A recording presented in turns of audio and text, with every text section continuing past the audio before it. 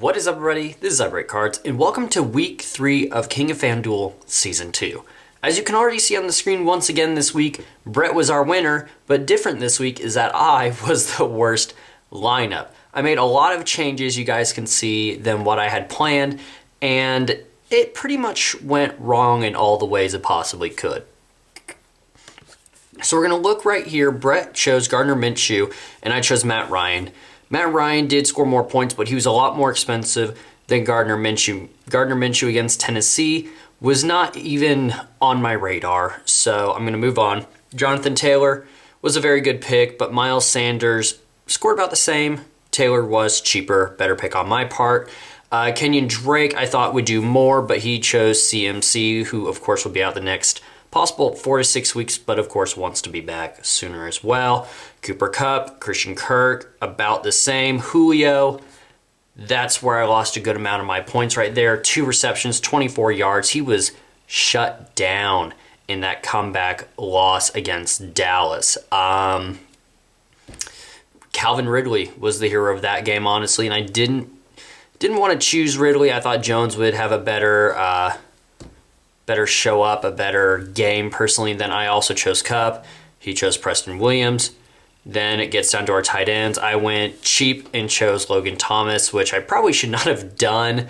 Unfortunately, in the back of my mind, I still thought he played for Arizona, but clearly I broke my own rules because Logan Thomas plays for Washington now, and therefore I would have gotten last place even if I would have won. So who's the first person to break the rules? Well, as far as I'm concerned, it's me. So yeah, right there, Logan Thomas is on Washington's team. Washington is on animal, so even I broke my own rules. We both chose Arizona's defense, who got out to a good start and then allowed 15 points. And then I also chose CMC, and he chose Calvin Ridley. Right there, if he would have chose Julio, take away those 26.4, subtract Julio's 3.4, you're looking at about like 23 points. Take 23 points away from him. And this is a much different lineup that I could have actually won. Just one change would have made all the difference. Moving on into this week, this week's challenge was actually to have 1,500 unused. Now, when I first chose that to be this week's challenge, I really thought it would be harder to do. However, I soon found out that with injuries, 1,500 unused, not that difficult. The guys and I had a talk. We decided to do double that at 3,000 unused. Now, right now, my lineup has 4,000 unused because I just can't quite choose something that's going to make a difference. At least right now, I could probably go back and figure that out because $1,000 more is a lot of money to possibly upgrade to a really good player somewhere else. So this is so far what I have. I have Cam Newton at home against the Rams. He's running the ball a lot. He's got a lot of running touchdowns. So I kind of like where he's at. He's not throwing the ball a ton, but I have paired him with Edelman. It was either going to be Edelman or Harry. They weren't that big of a difference in their catching and their targets. They're actually like averaging the same targets and catches a game 2 weeks in already. So I did end up choosing Edelman. I figured a veteran. Yes, Cam Newton is now a veteran. He's played for 9 years. And then Julian Edelman, obviously a veteran of the game, would fuse together better than a guy who's a second-year player and a veteran quarterback. I went down, I chose Jonathan Taylor of Indianapolis. He went off last week. I talked to a Colts fan named Brett who just says he was a new draftee and really just had a lot of good things to say about him. He said he was a tank. He said he could run really well, and it clearly showed.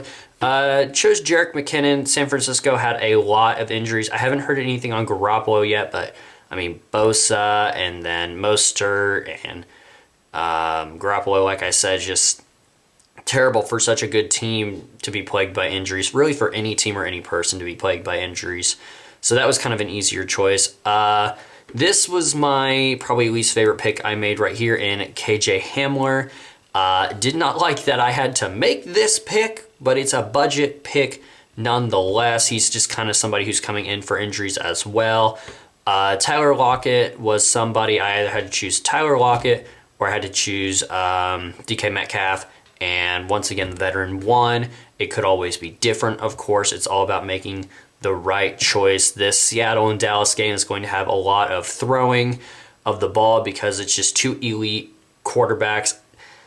I guess this week I'll call Dak elite. I'll just say that there are two quarterbacks who like to throw the ball a lot. The run game will obviously be used, but putting in Tyler Lockett and then in my flex, Elliott was something that for me was kind of an easier choice. Evan Ingram against a weekend 49ers defense was not a terrible decision either. And then choosing Atlanta Falcons defense against Chicago.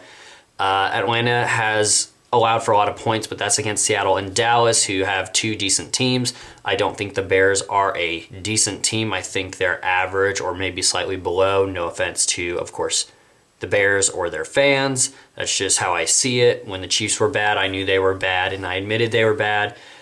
But now we're better, and we'll see how it goes against the Ravens on Monday Night Football. But that is my lineup this week. Hopefully, we break out of this continuous Brett winning streak because I don't want to be, trying not to get last place. But that is it for this week. That is my team. It is, of course, always subject to change, but I feel pretty good about it. Overall, last week I did end up losing a couple bucks over the weekend.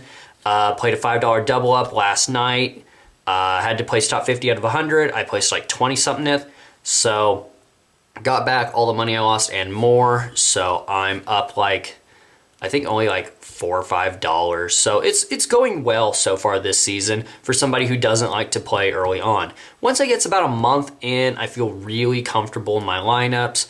And I try to listen to the advice of others, some YouTube channels or some people I know. Otherwise, I just kind of ignore it. So that is it for me this week, guys. Thank you so much, as always, for watching. Good luck to your teams this weekend. Good luck to your fantasy teams as well. I will talk to you all later.